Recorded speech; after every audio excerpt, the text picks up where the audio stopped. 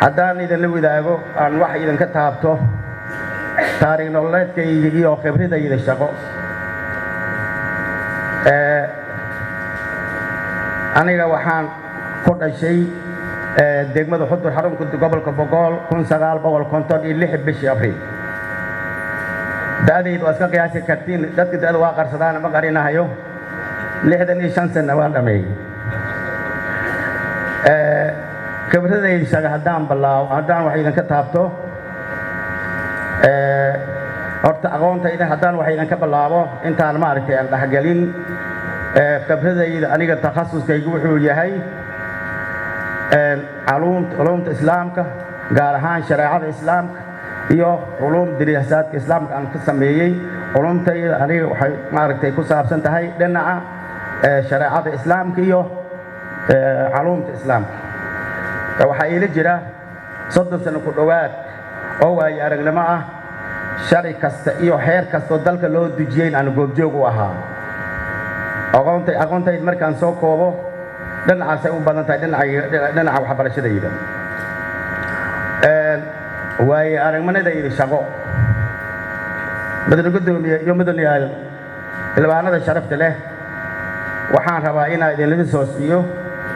intaan aniga qaranka u soo shaqeeyay ama xil dawlad aan soo qabtay 93 ilaa 95 waxaan noqday gudoomiyaha degmada Xudur 96 laga soo bilaabo waxaan ka mid ahaa odayaashii waxgaradkii siyaasiintii ku mashquulsanay sidii dalka Soomaaliyeed oo burbur xun soo gaaray loo heli lahaa dib u heshiisiin ummadda Soomaaliyeed isku soo celiyo iyo dawlad dalkeena meesha loo heli lahaa baan ka mid ahaa shirarka aan ka qayb galay waxaa ka mid ahaa shirkii Soodare oo dadkii la rabay qaarkood imaan waayeen oo dawladda ugu dhawaaqi waayay oo urur la soo sameeyay in Soomaaliya isu keeno lagu soo go'aansaday aan dawladda ugu dhoosin laakiin lagu go'aansaday in 4.5 wax lagu qaybsado shirkii ugu xigay wuxuu ahaa kii Djibouti shirkii Djibouti adiga ma aadin saaxiibo aan isku tiim ahay oo la yaqaano waad ogtihiin ma idinka qarsoona aniga waxaan ku jiray markii Soomaalida kala burburtay oo inta kasta deegaankeedii tagtay ururkii RRA baan ka mid ahaa mas'uuliyiintiisa marka saaxiibaday gudoomiye iga sareeyay iyo laba iga hooseysay ayo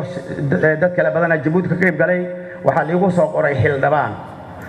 xildhibaanamadii nasiib wanaag markii dambe duruufo jiri awgeed kama qayb galin xildhibaan ma noqon markaas waxaa igu xigtay shirkii Nairobi lagu qabtay Eldoret iyo Embagati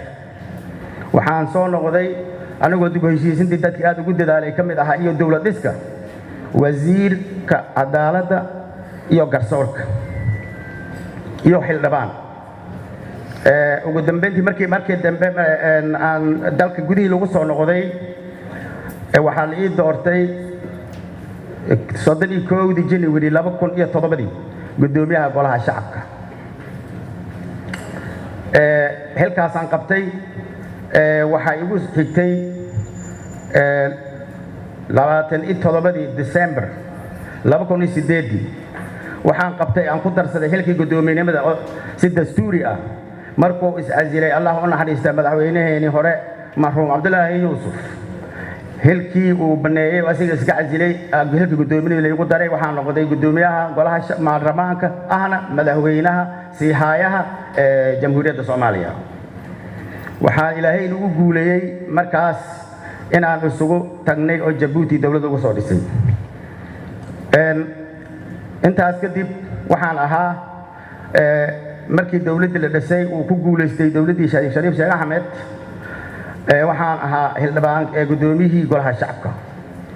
waxaana lagu guuleystay oo ilaahay nagu manaystay in aan ku ceeboobin markuu madaxweynaha is-casilay shaki waxa yimid ama dalkii burbura aniga oo runtii la kaashanayay xildhibaanadii sharafta lahaa baarlamaanka iyo dadweynaha Soomaaliyeed iyo waxgaradka waxaan ku hogaamiyay labadii tiimkii mucaaradka midowgii maxaakiimta iyo dawladda ku meel gaarka ah inaan isugu geyno Djibouti walaalkeen Ismaaciil Umar Geele khayr Allah siiya iyo dadkiisa dhamaan reer Djibouti walaalaheen go'isha noo fidiyeen inaan ku midowno dawlad ku soo dhisano ilaahay ii soo guuleeyay halkiina markaas ku wareejiyay madaxweynihii la doortay Shariif Sheekh Axmed waxaan hogaamintooda bilaaway 275 horay u jirtay 275 oo lagu daray oo hataa xeerka ay soo mareen heer taageerayaashooda isdileen hataa soo maray yaan waxaan isugu geynay hal hool waana midoobeen dowlad sharaf baarlamaan sharaf leh oo ummadii Soomaaliyeed metelo oo aan isdagaalin iyay noqdeen ilaah baa nagu ceeb asturay saas dalka uu soo noqonay markaan nimid meesha hadda lagu shiro xarunta